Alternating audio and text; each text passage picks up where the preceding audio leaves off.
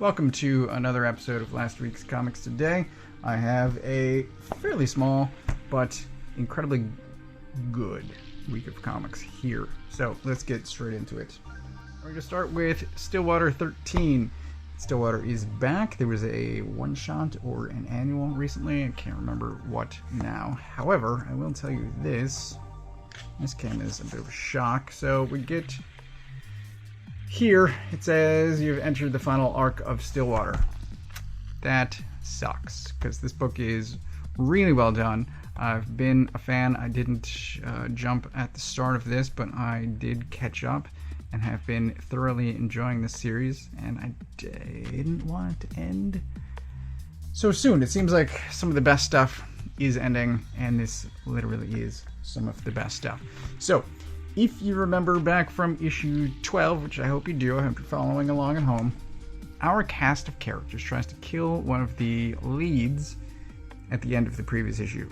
And some of the rest of the cast do something in an attempt to save him, and both of those things have knock-on effects, and that there's an alternate town here. You can see this is Coldwater, not Stillwater. So the whatever that was, the one-shot or the annual, leads directly into this, stemming both from what I was talking about, an attempt to kill one of the leads and the attempt to save him. All of that leads to this town, Coldwater. Things are really ratcheting up, and I'm loving every second of it. This is a really well done book. It's probably going to end, I'm going to guess, at issue 18, which should make for a either large complete series collection or 3 trades. I recommend reading it however you possibly can. It is really well done, and I will show off just a touch of the art, assuming I can find something that is not a spoiler. So hold on. Here we go. So we have a car crash and a naked guy going out through the windshield. That should give you a sense of the art and as well as the content herein. So this is good. Highly recommended. I hope you're reading it. Beyond the White Knight issue 3. So the first 2 issues of this latest White Knight series had some mind-blowing elements, and they were incredibly well done. I was a huge fan, but I also couldn't really say much about those because of spoilers. So this has less spoilery stuff going on, and here once again is a sense of the art. I'll show you this flashback, which has a bunch of words, clearly, but 2 characters, one character in particular is relaying a story from the past to another character, so that's why it's heavy on the dialogue there. And it's really well done. I'm admittedly a huge fan of Sean Murphy's work. The art is stellar, the writing is top-notch, and I recommend it. What's really nice is these get collected quickly and in a very nice hardcover format. I have let me confirm this is true. Yes, the 3 previous series are each out in hardcover. I absolutely recommend picking those up if you don't already own them. Saga 59, it seems like there is a long way to go. Now that I know that this is ending at, what is it, 104 or 108? But now that I know that we have roughly 50 issues still to go, it feels weird. Like we're counting up to a deadline. But, I don't know. So much happened in the first, 54 issues? That I can't even imagine where this is eventually going to end. I am along for the ride. So far, no serious gut punches, but we haven't reached the end of the arc, I don't think. So next issue, probably some sort of emotional gut punch right at the end. Some sort of last page thing. There are certainly emotional elements in this issue. Things are going fairly well for the main cast, however, one is being manipulated into doing something they don't want to do, and unbeknownst to that main cast, there are multiple things going on with side characters that will intersect with the main cast eventually or soon. I can't tell you. But Saga, I've been in love with the series for a long time, and I will once again try to find a non-spoilery page to show off the art. Oh, this is good. So, first page. Here you go. There you go. It's great. And honestly, by now, I think Saga's been going long enough that you should either know that you're interested or not. So, if you haven't tried it, then you should. And if you have, then you already either know. So, I will stop trying to convince you. Adventureman, number 9. This is, I'll say that the one annoyance I have with the series, because I do thoroughly enjoy it, is that they seem to put out about 5 issues per year. And we are going now into a break. There is a few pages of Fraction explaining things here at the end, but they are going on break. They will be back. And when it does come back, there will be 2 issues. So he's already saying that there will be 5 issues in the next arc, or the next batch, I guess I should say, because there are 2 issues of the next batch, which will conclude the storyline started here, and then there will be 3 standalone issues. So I'm gonna have to wait. I don't remember if he has a date in here or not, but it's not gonna be anytime soon. I know that much. I don't know if he said next year or I don't know. I'd have to read this again. But yeah, it's a little annoying. But it does also give me an opportunity to reread Adventureman, which is always good. I really like those oversized hardcovers. One is coming, I believe, this summer to collect Volume 2, which isn't the end of an arc. That's the weirdest part. Here we go. I think I can show off this. She's talking about drinking your coffee, and she mixed in some of her serum, which that's definitely going to have an effect going forward.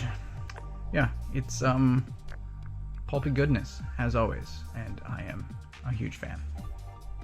The Rush issue 6, this is the end of the series, and as near as I can tell, there won't be any continuation. However, if there is, I will absolutely jump into that as well, because this is a great series. There is a collection coming, I want to say, in August. It was in this month's previews, I want to say, sometime this summer. Just assume my dates are wrong. Also assume nothing's going to come out on time, because it just doesn't, and even Image Comics warns in their previews that, hey, paper and supply chain and all that, issues. So if you haven't been reading, get the collection. The only way that the collection could be better is if it were hardcover instead of softcover, but whatever. Maybe they will redo it like Murder Falcon, and I will get a nice hardcover. This is good. I thoroughly enjoyed it. I'll say things end well, but there's a huge asterisk attached to that I can't discuss because spoilers. But there is I'm going to say happy ending here, which for anyone that's read it knows maybe I'm taking some liberties there. But you can see that there are spiders here. This is the story that has been frontier supernatural horror, but incredibly good. Let me see. There you go. So here we have some of the art.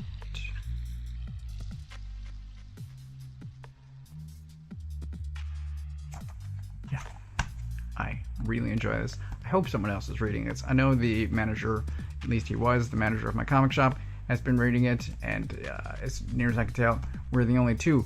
But I'm a huge fan, and I believe Gooden is also the artist for Barbaric, which is also just a phenomenal series. So if you are enjoying this, also check out Barbaric, which is coming back soon. There should be a one-shot coming up, and then there will be a new Barbaric miniseries coming soon. So good stuff. Lastly, for this week is Robin 14, and there are things in here that I flat out did not remember. So here we have, thank you, DC, for an editor note referencing prior events. So you've got here, you have the asterisk, which comes to here. I had to go back and look at this because I thought I skipped an issue. There was a bunch of talk in here about things that had happened, and I'm like, did I read that? Did I miss an issue? But it's good. It's fine. It's fine. Really, it's fine. Talia versus Deathstroke has been going on now for a while. Batman has inserted himself into this conflict. Robin as well. Robin has more connection to his mother than Batman, who largely doesn't want anything to do with her. But we have this character, Angel Breaker, and that's kind of it. Talia does have some great outfits, though. I really hope Todd makes toys of Talia, because she just looks great. There is this scene, however. So here she is looking badass, and he pulls a sword, and out of nowhere, like, where? What? Whatever. She still looks great, but there's a shot of Angel Breaker. Yeah, so I've read now 7, 8 parts of this. I don't know how many. I've read a bunch of this, and it is fine, is what I'm saying. It's fine. It's also skippable. I guess you could wiki this if you really wanted, or I don't know. It's fine. It's not crucial to read. It is nice to look at, though. I mean, it is nice. The art's nice. I'll give it that. And once again, I hope Todd makes some action figures, because there are some great character designs.